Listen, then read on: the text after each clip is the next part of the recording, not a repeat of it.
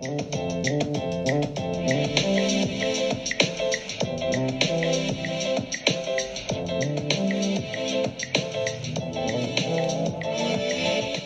to the show. Ain't Gonna Hurt Nobody podcast. We here in the studio. We here. We are. We are. Yeah, we're a trio. Whose baritone voice is that? Well, it's a baritone in the space, I would guess.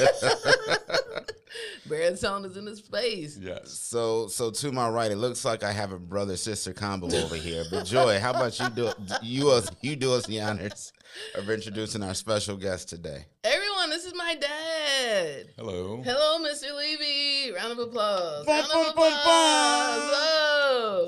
Ladies and gentlemen, we have Mr. Michael Levy in the studio with Senior. us today. Yeah, senior. Get the senior now.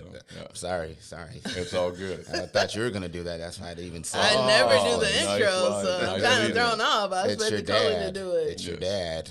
Yes. Know your family. Yeah, you.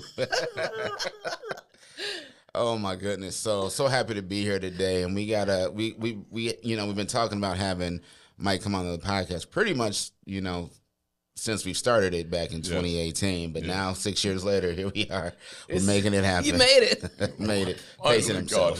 got here. So we think the timing is perfect. We've done a 2-part series on the Gen Z take on marriage and relationship. How about we flip this on its head and we talk a little bit about our baby boomers and their take on marriage? And I hate to put you in a boomer category, Mike, because you definitely, you got the spirit of a elder statesman, but you got the energy and vitality of these millennials, out there on that tennis court. Yes, appreciate it. An elder statesman.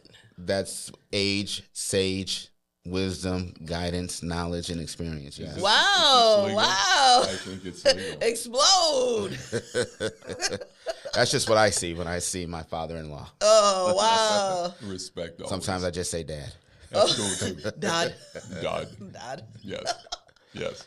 So, we like talking about marriage and our take on it. I think, Joy and I kind of fit the, I hate to say the mold of millennials and their take on marriage. We tend to, prioritize career. We got married in our 30s.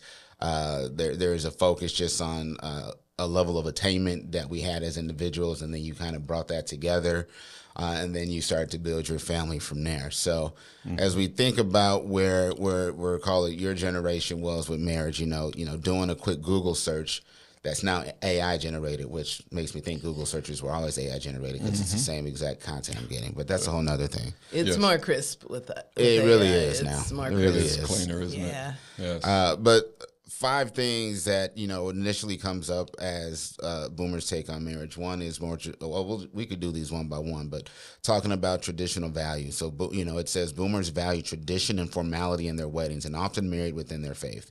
They believe that marriage was a societal milestone and a way to build a family. So, Mike, agree or disagree? Or how about we do this? How about we take a step back? How about you just tell us a little bit about yourself, and then we can maybe use that as a on-ramp into getting into, this traditional values. Take like what's your marriage story? Like, tell us your story. Well, when you think of marriage, first of all, a little bit about me. I grew up in the city of Chicago. Yay. West Side. Oops. Oops. I know. Anyway, and so that being the case, for me, it was, a challenge just, managing what the world was in the 60s. Okay? And so when you think of what the 60s was, a lot of people were trying to find a way to manage the challenges of the time. So our parents were very rigid, probably product of their 50s and 40s upbringing. And so a lot of what we did was adhere to what parents told us to do. Those were our directors. And throughout my growing years and my religious persuasions of the day, I was always told that when you meet someone that you care about, you marry them. And a lot of that is product of, the 50s and 40s, because back in those days, you met someone and you took them to the altar like in the next 10 minutes, right? Because that's just how things happen. Yeah. So we were just a generation later than that and still carried those values. So marriage for me was when I turned about 19, I was ready to be married. I was ready to find someone special and then marry that somebody. and that would have had me in probably the mid to late mid 70s. Okay. About. And my first wife we were about the same age, high school sweetheart, just as what tradition was that we were used to. And we married. Unfortunately, because of the challenging times we grew up in, we're talking about the late 60s, early 70s, where a lot was going on in this country.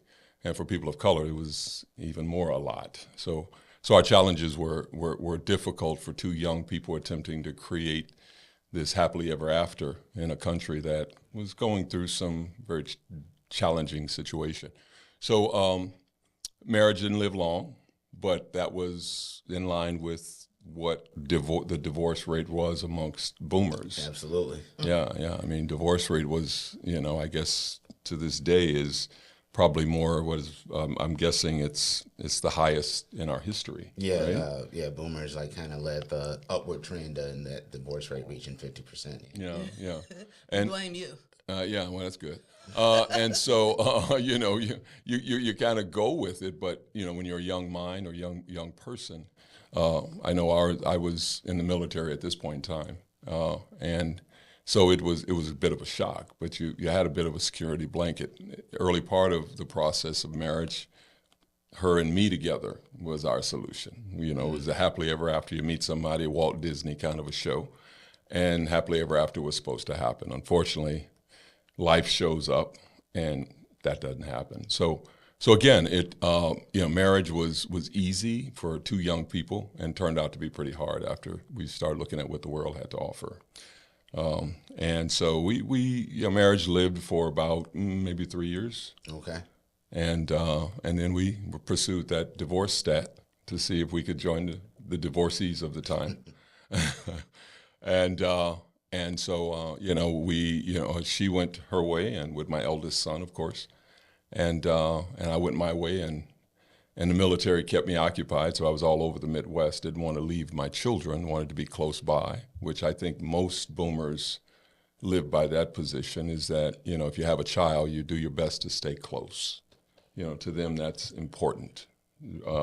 So that somewhat went on, and then, of course, because I'm still in the mindset of marriage, I married again, and then on and on. So it was, if your value system was marriage was the key piece that qualified you and made you a man, then marriage is what you chase. Got it. How long?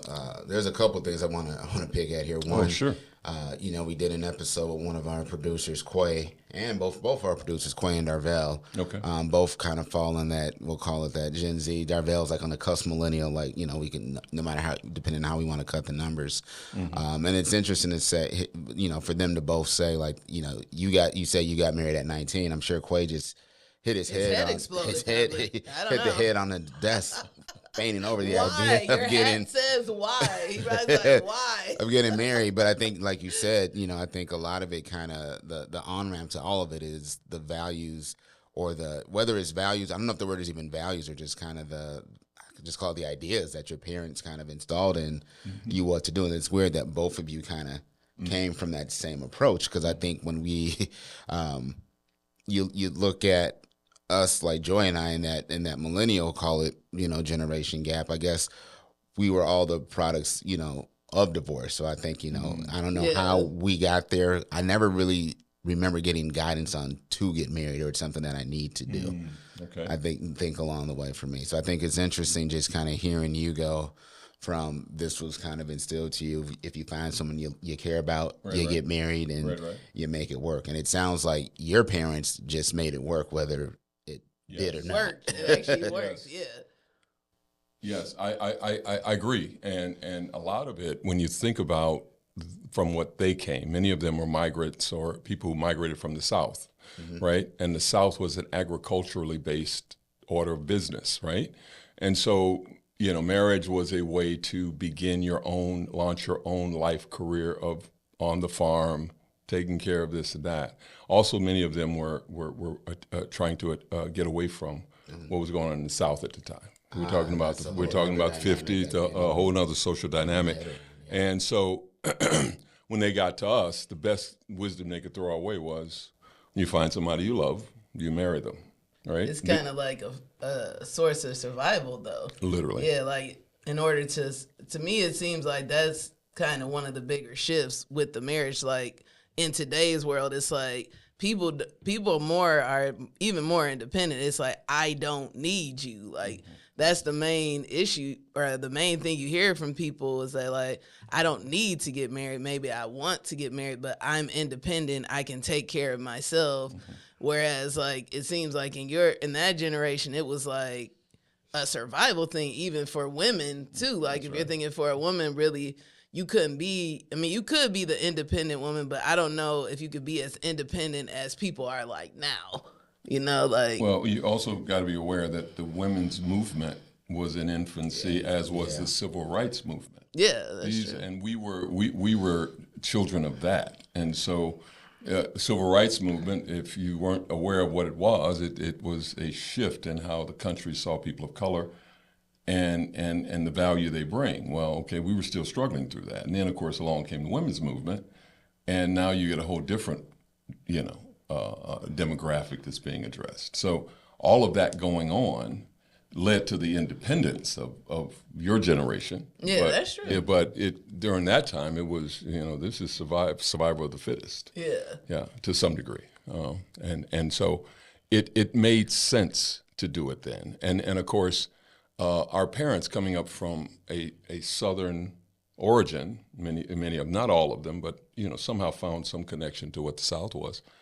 Many of them came here with limited education, so college was not something that was on the plate. I know for me, growing up, college was never in the conversation. Yeah. It was the world was going to change by 1975 was the then assumption of that faith or that belief, which also factors in to how people see the world, because your religion was always a mainstay in our community.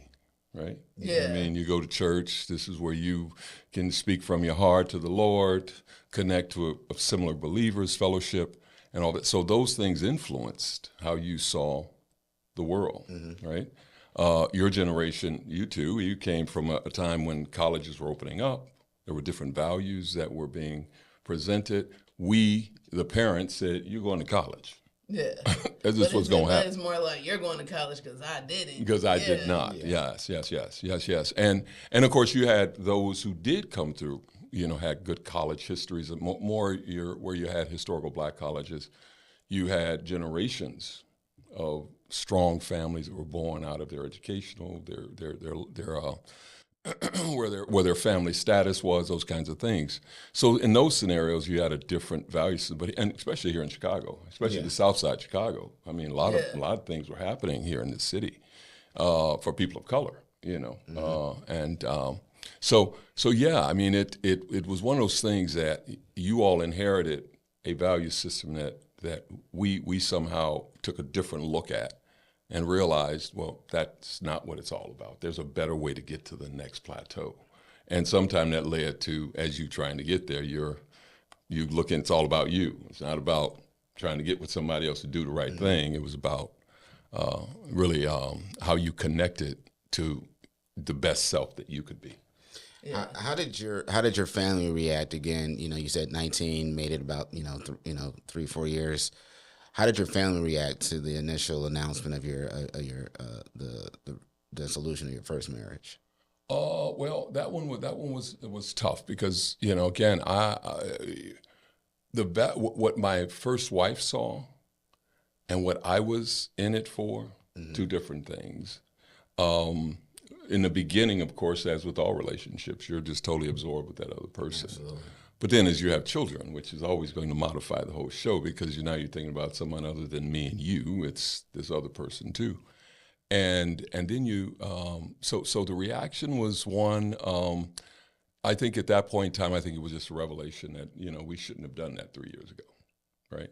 And my first wife was from a family where the father was a laborer, a bus driver, if I recall, and he was all about going to college. Go to college to grow you. Me, I was from a different situation, cut from a different cloth. So when it was time for us to go separate directions, I think we were right there to do that anyway, because my life was in challenge. Her life was in challenge. We were in a new place. We had moved from Chicago. Now we're in Milwaukee because the military took me there. And you're in a new place and you're attempting to make sense of what's going on. So it's as challenging as it was, it seemed like the best thing for the two of us. Absolutely. And I think a lot of relationships happen that way. I think when you come to terms with who the two of you are, and then act accordingly, right? Understanding that you're not breaking down a friendship. It's just that the two of you just don't live well together or get along well together. And you act accordingly. You hope versus get too emotionally caught up in where you happen to be. So, you say you followed up with your second marriage. Did you still feel the same, the idea of you find someone you like, and then you go and marry them? Was that still kind of... That's still paramount, because Okay. that was seeded when I was all of 10, 11, 12. Okay. Just to give a little more background, I grew up one of Jehovah's Witnesses. Okay, that's a part of that faith system, and so my mom got us into what that was when I was all of 10, probably 9, and then I went all of 9 to about 13, and I'm all in, right? Okay, so anything they had to say to me was settle in. This is how life has to be.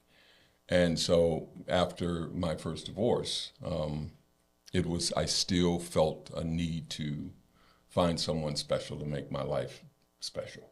Okay. Right? It wasn't very independent. It was very codependent, looking for someone into that setting. Okay. Yeah. So again, going through, again, a high-level Google search, traditional values, I think you kind of spelled that out. Again, it was a societal milestone in a way to build a family, early marriage. Many boomers married out of high school because they believe it was the right thing to do. Again, you kind of reinforce that. Oh, yeah. And then the high divorce rate, like despite their belief in the sanctity of marriage, it says you guys have the highest divorce rate. Did you feel it was taboo, or did you feel like at any point you needed to stick it out because you got married? No, it was a struggle to see this is where it's ending up, because you can't help but reflect on what got you here, right? I don't think anyone doesn't reflect on what got them there to some degree. So it was a challenge to walk through it, but you realize that based on circumstances and conditions, societal new societal norms, perhaps this is the best thing. But then if you're deeply rooted in a position of God being in your life, if you will, whatever God looks like, you find someone else. You hope that you find someone else that you can have a life with. Yeah. Because all of us are somewhat subject to, at least us at the time, boomers, subject to that American dream thing, right? You want to get with someone, white picket fence, dog, 2 kids, right? That was the mindset, right? That's what you walked into it with. Life has a way of playing with you that changes all of that. And that's really what, I try now to look back chronologically to understand what my life was and what it's done over the years. A lot of it is, the world was ever changing. You young people don't know completely how deep that was. Okay. You're living day to day, a little anxious, how is the world going to shift and how is it going to impact me? Civil rights movement. Now you're seeing people assassinated, 60s, right? Yeah. JFK, MLK, Malcolm, taken out, and the Panthers were completely eliminated. Yeah. Although their efforts were the best that I could see in the black community, feeding children ahead of school, early education programs, all these kinds of things were for the better of the community. Unfortunately, somebody in Washington, I guess, had a different point of view around that. And so all of that was going on. And if you were a person of color who was aware of what was going on in the world, you could not help but be affected by it. Yeah. Right? Yeah. And how it twisted you depending on, how deeply you got into it. And then, of course, when it comes to family, you brought things home because you also had the latter part of the 70s, you had a bit of a recession or two, which we hadn't seen anything like that since the Great Depression. And a lot of the political environment or atmosphere was a little bit counterproductive to people of color, because along came Ronald Reagan, who didn't do a great thing for people of color, but that's another conversation.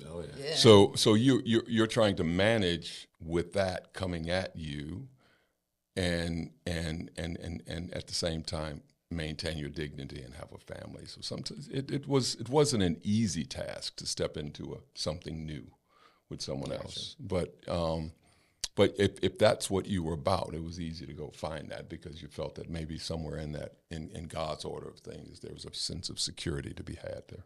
I think it's interesting that you brought up a lot of like key points, but to me, what's interesting is like that you never gave up. It was like, I don't even know if that's the term, never gave up, but it was like, to me, I feel like I encounter more people like they get married once and they're just like, I'm done. Like, I'm not going to get married again. I did it. I'm done. I'm not doing this again. I don't need to do this again. Whereas you, on the other hand, got married 4 times. He's not saying it, but I'm his daughter. This is what he did. And so it's like, I guess my biggest question is like, what made you keep like popping the question? I guess like, do you feel like, because when we're learning about the boomers, it seems like cohabitation or living together was more like frowned upon, I guess. I'm just curious, like, what made you just not be like, hey, I got married twice, it didn't work out, I'm not getting married again. But then you went the other hand and got married 2 more times after that. So I'm just curious, like, what made you keep going? Like, well, again, I go back to the point of how that institution is rooted in your awareness and your consciousness. You feel that there's a safety there for you, and that there's that hope that family could emerge in spite of that. And I'm sure most boomers had that same state of mind. I think that each time, first time I married, it was very easy to ask the question, and we were members of a church, so that we had a church family around us. It just seemed like the right thing to do. We're heading in the right direction. Okay, that marriage comes and goes. And then you have a second marriage, and this time there was some attempts at cohabitation. Oh, yeah. This is news to me. Yeah. That's my mom. The second one is my mom. Exactly right. I did not know that. And so I moved from from Illinois to Wisconsin to be with your mom.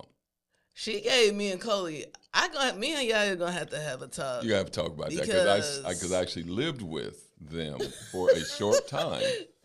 Coley, what? For a short time. I'm listening. For a short time. I'm listening. Yeah, absolutely. We lived together for a short time, and then we felt that it was time now to marry. And so we actually went, if I recall, Yaya's mom had a house directly across the street from a church. Yeah. And so we went over to Pastor Wessendorf, and I remember his name. I don't know how that works, but anyway. And you're like, why am I doing this again? Maybe that's what my brain was, but please help me. So anyway, so we married, but there was the attempt at cohabitation prior to. So when number 3 didn't work, when number 2 didn't work, that was your mom. Yeah. Then number 3 was cohabitation. Let's live with each other a minute. Oh, that's true. Now that you say it that way, that's true. Exactly. So there was an ongoing growth effort here. An ongoing growth effort. Running for office here. You're trying to get it right without suffering the penalties or whatever those look like from splitting up prematurely or early. So it was, you live with the person, and you figure, well, okay, now I get to know you. And I'm sure, again, all boomers go there, because I'm sure there's a lot of live-in relationships, even today, where they actually get together and they cohabitate. And then when it feels right, they pop the question and put a ring on. And today, some people just never go there. Yeah. But for me, it was deeply rooted in my awareness and my consciousness. that that's out there for me, that I can marry someone, build a family, grow. And then I think the key piece that really sticks out in I guess a parent who cares is that you're going to develop a young person. So you've got to be willing to commit to that growth as well. Even though the two people can't get along, it doesn't mean you can't give your best to the children that you produce in the earth, which that's part of the whole process too. You know, you have children and you act accordingly. So cohabitation was with my third wife. Cohabitation was with my fourth wife. That's true. And then we married. And then unfortunately my fourth wife, I lost her. So yeah. So again, it's you're ever attempting to advance the mission of building a family in the true sense of the word, because, you know, again, the picket fence and the classic marriage or family setting is not always perfect for people of color. You know, if you've got the base to work with, that is financial base and family that's rich in history, legacy, if you will, then you might see some of that work. But if you're not from that, then it could be a challenge going forward. And what about like marriage counseling? Like, was that a thing? I know, because I feel like people didn't even go to therapy themselves. So a lot of the vocabulary and words that we use, because I'm going to tell a short story. Okay. So I was getting my hair done. Yeah. Shout out to Shire. And she was doing my hair, and she was talking about trauma bonding. And she was like that people will bond off of their trauma. And in the beginning, it will be like so awesome, they'll be into it. But then the relationship just like ends because either someone has moved past the trauma or moved into something else. And I was just curious, like, how did, like, even that term, I feel like that's a new term. Like, that was not probably a term that you guys talked about. No, we won't talk about that. But yeah, I know. But it's just like it might have been happening, but we weren't talking about that. Or even like I use the term codependent. It's like I don't feel like people talk like that then. So I'm just curious, like, was marriage counseling a thing? Was therapy? Well, how did that like all play out? Well, if you listen to some of the older comedians, they'll tell you how we dealt with people who just didn't make sense in your neighborhood. You just walk by them and keep it moving. You didn't have time to, and yeah. So mental illness, trauma, codependency. I think codependency emerged in the 80s, right? So now it's a new term. PTSD applied to people of color in maybe the 90s. We started recognizing that we are suffering from a level of PTSD as well. Vietnam War, things like that. Yeah, and then you actually had PTSD that was product of those wars. So I mean, things come of late, and now all of a sudden those things have relevance, right? And the popular position is that that's important. And let's talk about it. Let's make it significant. But the reality was we didn't see it that way. I think that you didn't know you had trauma in the 80s. You didn't know you were suffering from some of the challenges of the 60s and the 70s. You knew that it didn't feel right, but you didn't see it as, something that you could put a label on and now take that label to a psychologist or someone who would study your head and say, this is what I think is going on, or they could diagnose it as such. So we've evolved a lot that way too, as when we're talking about mental health. And I would say a lot of people back in those days were challenged by mental health when it came to going into a marriage, being in a marriage and it's not working, being in a marriage and you make it work, because that was a thing then too. You stayed with the person even though it wasn't working as well. And that's going to happen in marriage. I've learned in my later years that, you're not going to always agree. I know for me now, in my later years, I've gone to a place more spiritual, where, the Bible and Scripture and God matters.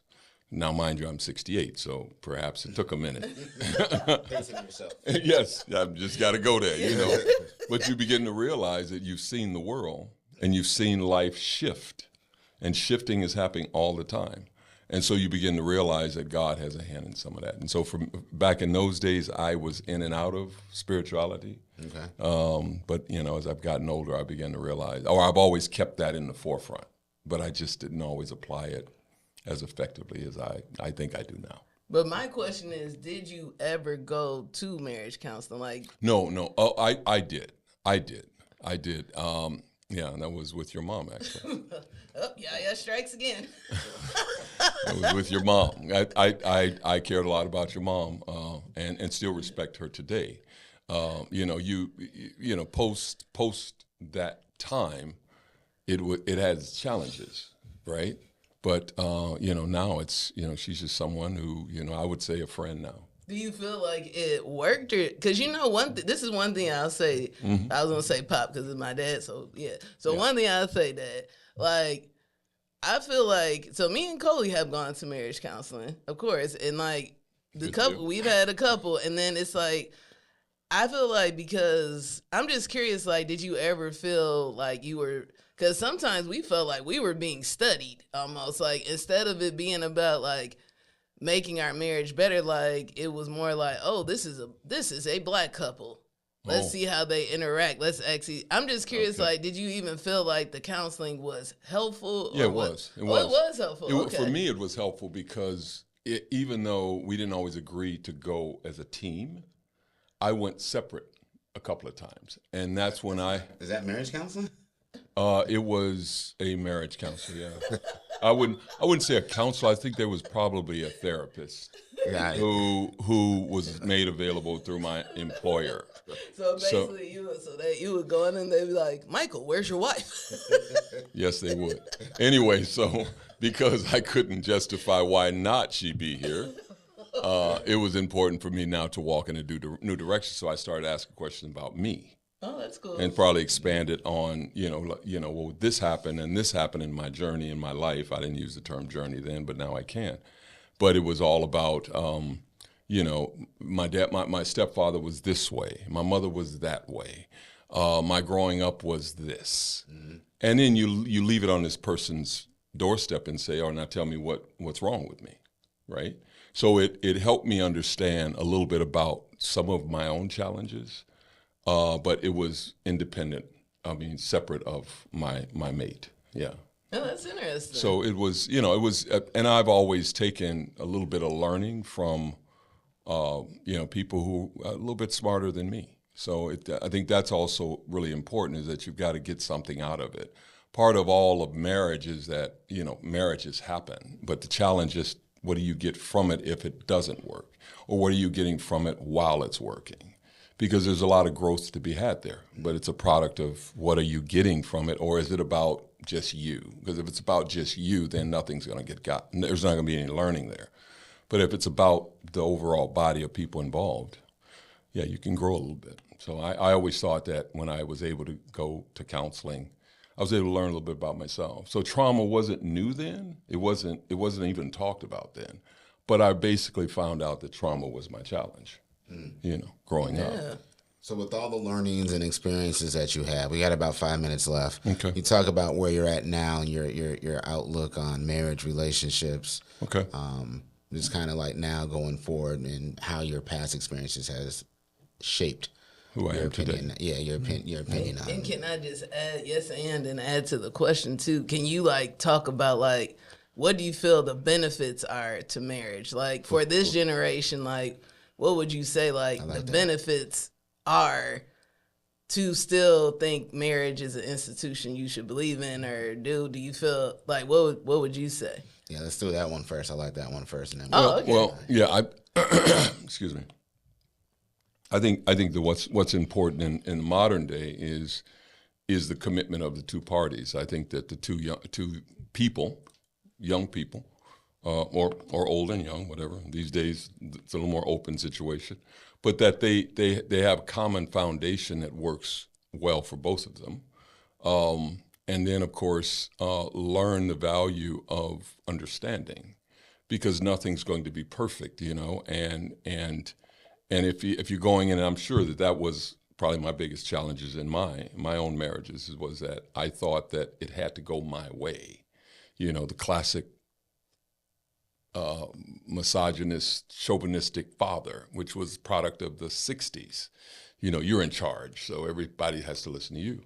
And so these days, I think we have a more open society, and young people must understand that different points of view exist. It's not all about your point of view. You've got to be willing to meet the other person somewhere in the middle to find common ground. But that starts with those common interests. If it's all about who you're going to get with tonight, then that's not much value there. But if you find someone who has similar values and concerns and you can grow with each other, and you know that that's what it is, then you got to go in looking to do just that, grow with each other. Because at some point, the power play jumps in. And I know for me, that was my biggest challenge, the assumption that I've got to be the guy, right? But in reality, that's never the case. You know, so yeah, I think that matters most, is that the two people are willing to give themselves time. Marriage is not something you want to jump into because it's quite a challenge. It comes with challenges. It's not an easy pathway. It's not. That's what, if nothing else came out of my, trust me, you're going to run into some things. And you got to be willing to find common ground. Again, that's why two people have to be able to share points of view, because you're gonna run into some challenges, and you got to be willing to be okay with resolving those together for the best interest of those who depend on you, which is what it's about, because you're going to have a family. I think that's what the Bible says. It's all about coming together to create family. And so that's really critical to the best success. And even if the family institution doesn't carry forth, divorce happens, you still have to be committed to the children who depend on your best self being shown, and you helping them to be their best selves. But back to your hat. So all those things, someone can have kids, live together, and not be married. So why get married? Like, why? It's a commitment between both people. Marriage is a shared institution that has benefits in our country, right? You know, and so it could have some business implications sometime. Many times it's being able to be okay with solidifying an institution or solidifying a union. You could live with the person for a godly amount of time, and then all of a sudden marry them, and then a week later you're divorced because you haven't really hit those finer points. So it's got to be an agreed upon institution for both parties to step into and be willing to, you know, really come to an oath to one another to stick it out, you know, for the duration. I mean, when you don't marry, I think it's more the individual mind working. When you marry, it's the unity mind working. It's building community. Communities are born from families. They're not born from individuals primarily. So when you think of building community, if you're committed to community, that's why you need common ground. You got to be able to speak on the same terms because you're all about the same goals. So yeah, so it's really going to always be up to the two individuals. Unlike in my generation coming up as a boomer, it was a requirement. You just had to do it. These days, you really ain't got to do it. True.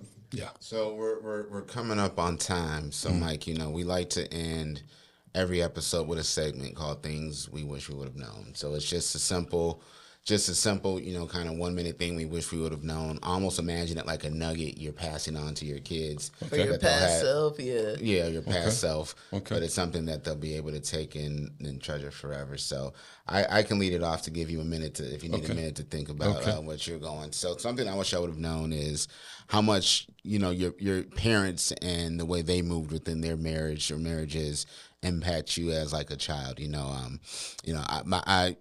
blessed to my mom. You know, she was married, I believe, one other time before my dad, and actually didn't get married till I was 12. So, you know, I didn't realize, and that was my dad's only marriage. So, just understanding, like, I would say, like, the sanctity or importance of marriage I felt like it was never prioritized, just because my dad was, you know, my mom's third I'll call it baby's dad. So, so I think the idea of her getting married was never a priority, especially probably coming off the second one, and all the stuff that happened with that. But just like your parents' outlook on marriage and how they move impacts your ability to go into a healthy relationship or marriage. So it's something I wish I would have known or understood, and I try to hopefully model to my kids, so they can make their own decision, but feel like they were put in a healthy space.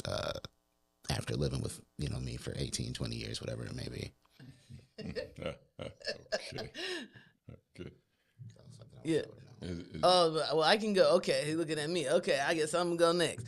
I would say, I don't know if it's something I wish I would have known. I had saw, recently, I saw, on Instagram, how they had the quotes and stuff. And I thought it was interesting that it had said that a good marriage will make you, or having a good partner will make you first love them and then love yourself and then love life. But it doesn't go in that order. It's because in the beginning you're giddy and you're in love. And then but it's interesting that it was first you'll love them, then you'll love you, and then you'll love life with that person together. And I feel like what makes marriage hard is it's a lot of times it's just a reflection onto you. When you're having conflict, there's no one-sided conflict. It's very rare that it's 100% the other person's fault. It's never that. It's so either you're gonna take, I don't know if it is a victim mentality or what it is, but you're going to take, if you have conflict and you're saying it's them, that's probably why they are breaking up, because sometimes you do have to look on yourself, reflect, grow, change. You have to change. It's like a mirror. That's the one thing that I have, and I'm not a pro, so I'm not even, but I just have learned it from reading different things. But I just thought that that's something I do wish I would have learned coming up, because there's phases of it. It just doesn't, like you said, it's not that just happily ever after and until you die. It's there's phases. You might, because it's if you're thinking about it, first you love them, then you learn to love yourself. That might be a period where you're not really feeling that person, and you trying to figure out what you need. And then once you start figuring that out, you love yourself more, and then you can come back to the person and y'all can figure it out, maybe live life together. So I don't know, that's something I wish I would have known, just the phases of marriage, and that it can't 100% be the other person's fault if something is going on. You're going to be forced to look at yourself and change if you want it to work. Okay. Yeah. Great. That's great. I wish I would have known how good God is, honestly. And I don't want to place any religious path here. It's just more spiritual. As a young man, I was busy being young. So it was in and out of whatever youth offered, what the world offered, what my community offered, what was happening at the time. I had a good foundation early in my youth, which I'm grateful to my mother for, understanding Scripture and Bible. But it wasn't, I wish I had known the depths of things like the fruits of the Spirit, the actions of the flesh.